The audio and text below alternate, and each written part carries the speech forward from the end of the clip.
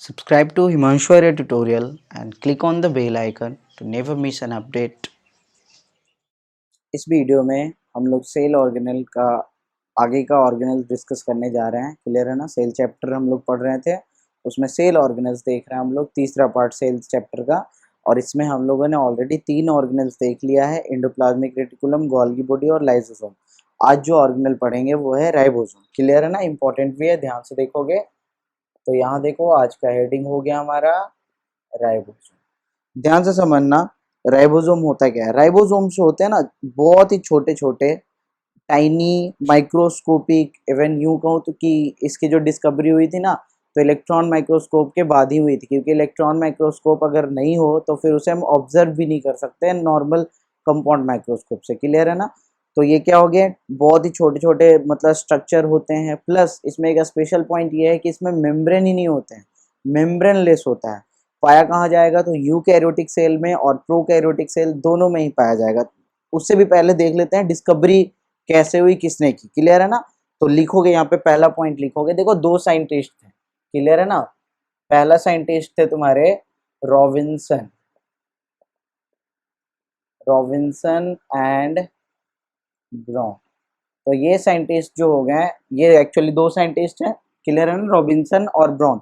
इन्होंने राइबोसोम की डिस्कवरी करी थी प्लांट सेल में। याद रखोगे, इन्होंने राइबोसोम की डिस्कवरी कहाँ करी थी तो प्लांट सेल में करी थी। ईयर जो था ये था 1953। ईयर क्या हो गया 1953। Discovered the ribosome in plant cell. याद रखोगे इसको, इन्होंने क्या किया था तो प्लांट सेल में डिस्कवर किया था। इसके बाद देखो आगे देखोगे, इसके बाद नेक्स्ट पॉइंट क्या याद रखोगे, एक और साइंटिस्ट थे जॉर्ज जॉर्ज एमिल पैलेड। अब ये जो साइंटिस्ट थे देखो, इन्हीं का नाम पे ना राइबोसोम का नाम, एक और राइबोसोम का एक और भी नाम है, मैं यहाँ पे लिख देता हूँ। राइबोसोम को हम दूसरे नाम से भी जानते हैं, इसे हम बोलते हैं पैलेडिन्स पार्टिकल। क्लियर है ना। तो देखो नाम से समझोगे, पैलेडिन्स पार्टिकल कहाँ से आया, यहीं से आया ना।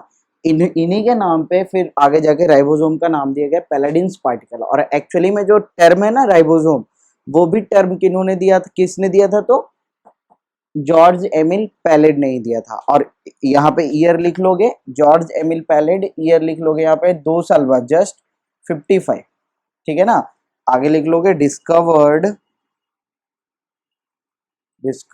द राइबोसोम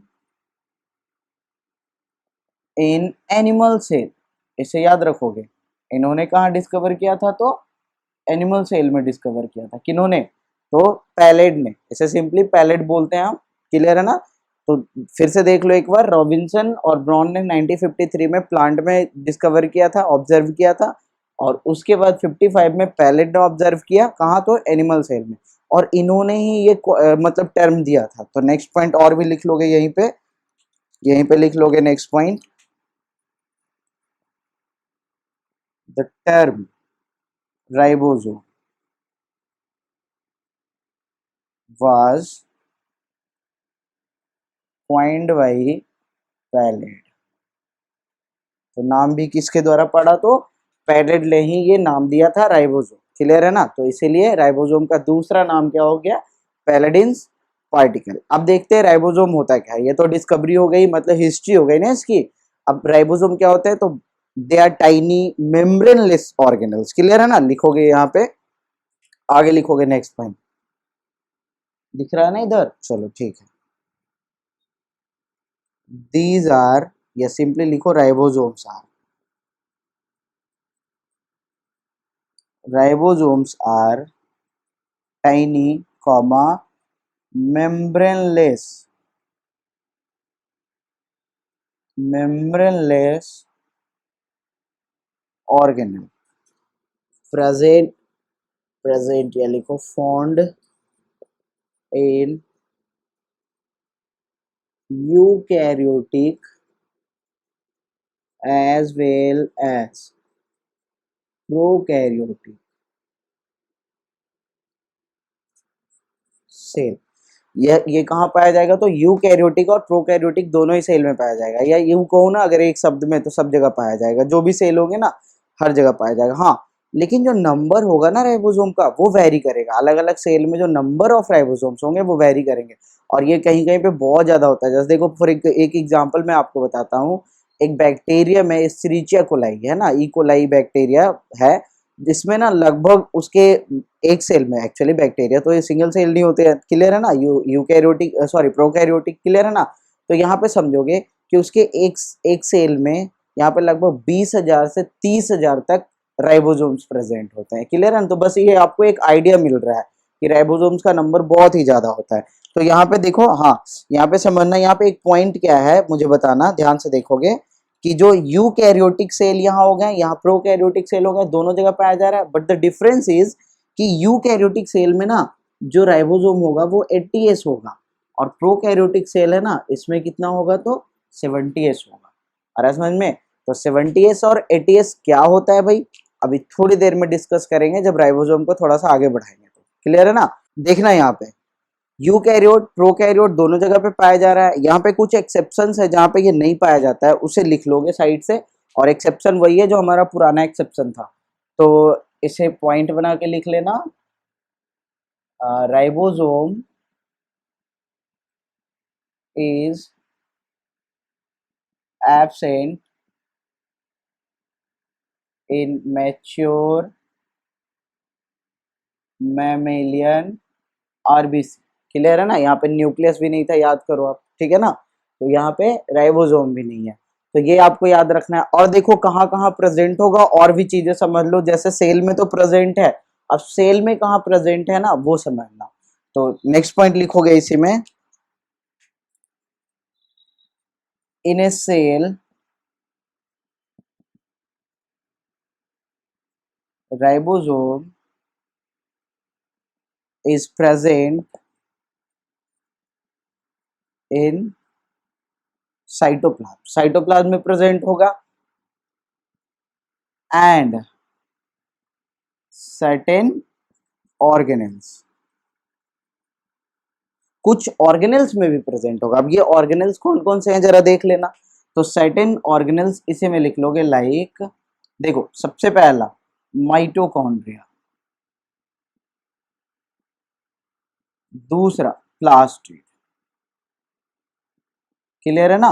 तो लाइक माइटोकॉन्ड्रिया और प्लास्टिड, ये दो ऑर्गेनेल्स है, आपको पता होना चाहिए। तो सेल के अंदर साइटोप्लाज्म में तो प्रेजेंट है ही, साथ साथ कुछ ऑर्गेनेल्स में भी प्रेजेंट है, जैसे माइटोकॉन्ड्रिया और प्लास्टिड, इन जगहों पे प्रेजेंट है। इसके साथ साथ और क्या देखोगे कि यहीं पे लिखोगे ribosome is also found at the surface, at the surface of, देखो किसके सरफेस पे प्रेजेंट होगा? तो न्यूक्लियस का जो आउटर मेम्ब्रेन था, याद करो, न्यूक्लियस का कौन सा मेम्ब्रेन? तो बाहर वाला मेम्ब्रेन, आउटर मेम्ब्रेन, वहां पे प्रेजेंट होगा एट द सरफेस ऑफ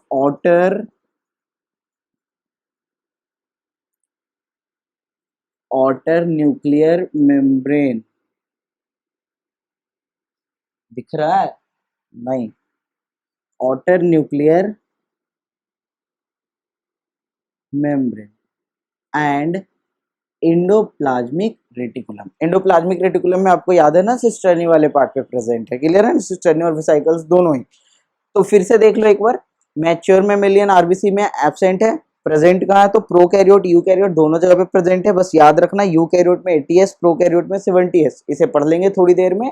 यहाँ पे एक इंपॉर्टेंट पॉइंट क्या है कि साइटोप्लाज्म सेल के अंदर अगर देखा जाए, ये तो सेल हो गया ना, अब सेल के अंदर भी देखो तो साइटोप्लाज्म में प्रेजेंट है, और इसके साथ साथ कुछ ऑर्गेनल्स में प्रेजेंट है।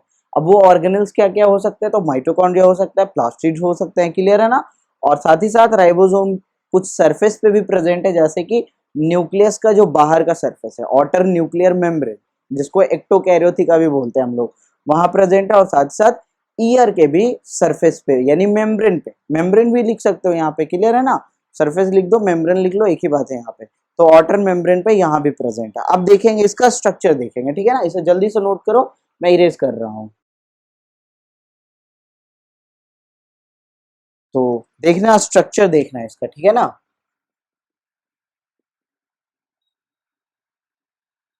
तो ध्यान से देखो, जो राइबोसोम होता है ना वो दो यूनिट से एक मतलब बने होते हैं। They are composed of two different units. अब ये दो यूनिट्स क्या क्या हैं, तो देखना, राइबोसोम का जो स्ट्रक्चर होगा वो कुछ इस तरीके से होगा।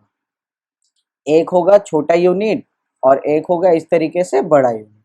क्लियर है ना। बीच में इसे मैं इरेज कर देता हूँ। तो कुछ इस तरीके से स्ट्रक्चर होता है राइबोसोम का। This is what, this is bigger सब unit and this is what, a smaller सब यूनिट। अब देखो, जैसे लेंथ को मेजर करते हैं मीटर में, टाइम को मेजर करते हैं सेकंड में, वैसे ही राइबोसोम का जो मेजरमेंट होता है ना वो एस में होता है। क्लियर है। ये अभी हमें नहीं पढ़ना है, ये बिल्कुल ही हाई लेवल पे पढ़ना होता है हमें, ठीक है ना, ग्रेजुएशन वगैरह में पढ़ना होता है, तो यहाँ रहने देते हैं। लेकिन यहाँ एक चीज समझोगे कि जो बिगर सब यूनिट होगा ना, अगर मैं ये मान लो 70s बना रहा हूँ, अगर मैं ये 70s राइबोसोम बना रहा हूँ, तो बिगर सब यूनिट हो जाएगा 50s का और स्मॉलर सब यूनिट हो जाएगा 30s का। अब एक क्वेश्चन दिमाग में आ रहा होगा, सर 50 और 30 तो 80 होता है। मैंने भी तो मैथ पढ़ रखा है ना, ऐसे सोच रहे होगे ना कि सर 50 और 30 तो 80 होते हैं, आपने तो यहाँ 70 ही लिखा। तो देखो, यहाँ पे मैथ थोड़ी ना चल रहा है, हम लोग तो बायो पढ़ रहे हैं ना, ठीक है। चलो यहाँ देखो एक्चुअली होता क्या है कि 50 और 30 ठीक है 80 होते हैं, लेकिन यहाँ पे दोनों के सर्टेन पार्ट्स एक दूसरे में मर्ज हो जाते हैं। अरे समझ में, यहाँ पे दोनों के कुछ पार्ट्स क्या और एक दूसरे में मर्ज हो रहे हैं। दैट्स वाई यहाँ पे टोटल जो उसका जो एवरेज निकलेगा वो क्या होगा, 70 होगा। So this is what 70s ribosome, जिसमें कि बिगर सब यूनिट 50s के होते हैं और स्मॉलर सब यूनिट 30s के होते हैं। इसी के जैसा एक और देख लो यहीं पे, तो फिर से देखो स्मॉलर सब यूनिट और एक बिगर सब यूनिट, है ना। आ रहा है समझ में। अब ये देखो फिर से मैं यहाँ पे इसे इरेज करूंगा, तो इस बार ये वाला जो पार्ट होगा ये होगा 40s और ये वाला जो पार्ट होगा ये होगा 60s। तो 60 और 40 कितने हो गए, 100 हो गए। लेकिन ये ओवरऑल कितना हो जाएगा, तो 80s हो जाएगा। और 80s वाले कहाँ पाए जाते हैं, तो 80s वाले याद रखना यूकैरियोट्स में पाए जाते हैं। और 70s वाले कहाँ पाए जाते हैं, सॉरी 70s वाले तो प्रोकैरियोट्स में पाए जाते हैं। इसे याद रखोगे आप। तो यही आपका स्ट्रक्चर हो गया। अब देखो यहीं पे समझोगे एक चीज और, यहीं पे समझोगे एक चीज और वो चीज ना मैंने आपको पीछे भी बताया है। ये जो पार्टिकल्स है ना, ये तो हम इलेक्ट्रॉन माइक्रोस्कोप से देख रहे हैं तो हमें ऐसा दिख रहा है। अदरवाइज अगर हम बाहर से मतलब थोड़ा सा देखें ना, उतना ज्यादा मैग्नीफाई नहीं करके देखे, तो ये बस सिंपल सा हमें कैसा दिखता है, तो जैसे सैंड के पार्टिकल्स होते हैं ना बिल्कुल छोटे छोटे, बस वैसा ही दिखता है। मैंने इसके बारे में बताया भी था ईआर में भी, क्लियर है ना। वहां पे मैंने सैंड का पार्टिकल चिपकाया था तो उसे मैंने बोल दिया था रफ हो गया है ना, और वो एक्चुअली में राइबोसोम चिपका रहे थे। इसे समझोगे। इसके बाद देखना यहाँ पे, हाँ ये हो गया यूनिट हो गया इसके, ठीक है ना। 70s 80s कहाँ पाए जा रहे हैं इसे जरूर याद रखना, ठीक है। यहाँ पे देखो एक और पॉइंट है स्पेशल, और वो पॉइंट समझ लेना कि देखो राइबोसोम प्रेजेंट कहाँ कहाँ है, फिर से एक बार रिवाइज कर लेते हैं हम। तो एक तो न्यूक्लियस मेम्ब्रेन, न्यूक्लियर मेम्ब्रेन के बाहर वाले मेम्ब्रेन में है, ईआर के मेम्ब्रेन में है, क्लियर है ना। अब यहाँ पे जब मेम्ब्रेन है तो उसमें तो चिपका हुआ रहेगा ना। जैसे देखो अगर मान लो साइटोप्लाज्म है, देखो फॉर एग्जांपल ये देखो साइटोप्लाज्म है। अब इसी साइटोप्लाज्म में यहाँ पे मान लो राइबोसोम है, क्लियर है ना, ऐसे राइबोसोम है, तो ये तो आराम से रह लेगा यहाँ पे कोई प्रॉब्लम नहीं है। लेकिन ये मेम्ब्रेन में अगर है तो मेम्ब्रेन में उसे अटैचमेंट चाहिए ना, क्योंकि मेम्ब्रेन में अगर वो अटैच नहीं रहेगा तो फिर ये मेम्ब्रेन से बाहर या अंदर कहीं भी हो सकता है, क्लियर है ना।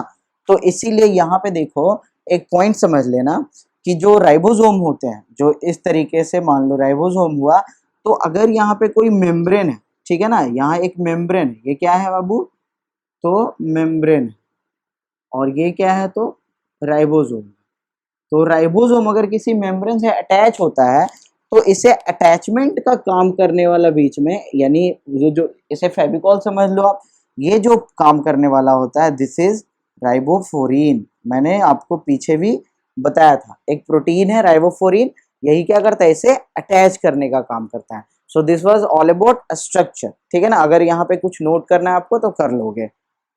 ये नोट कर लिया, बस इतना ही था राइबोसोम में। बस एक छोटा सा पॉइंट है यहाँ पे, इसका फंक्शन लिख लेना, ठीक है ना। चलो यहीं पे मैं लिख देता हूँ, देखोगे ध्यान से तो सिंपल सा यहाँ पे लिख लोगे फंक्शन। तो फंक्शन देखो बड़ा ही सिंपल है, फंक्शन में कुछ है ही नहीं, राइबोसोम है प्रोटीन बनाएगा, फंक्शन खत्म, ठीक है ना। तो सिंपल सा लिख लो, help in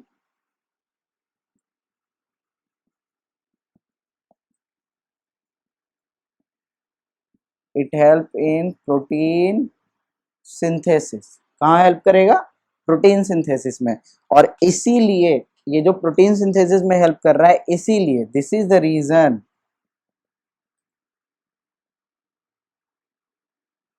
ribosome is also known as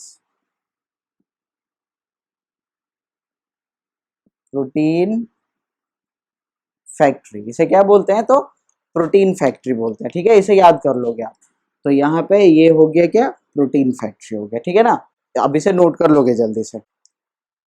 अब देखो, तो आज के लिए इतना ही रखते हैं ना, ये टॉपिक छोटा सा था, जल्दी से खत्म भी हो गया। कोई नहीं, अब हम बाकी जो अगला ऑर्गेनल है वो नेक्स्ट लेक्चर में देखेंगे, ठीक है ना। आपको करना क्या है, वीडियो को लाइक करो, दोस्तों के साथ शेयर करो, चैनल सब्सक्राइब करो, ताकि अपडेट्स मिले आपको टाइम टू टाइम। चलो ठीक है, फिर बाय।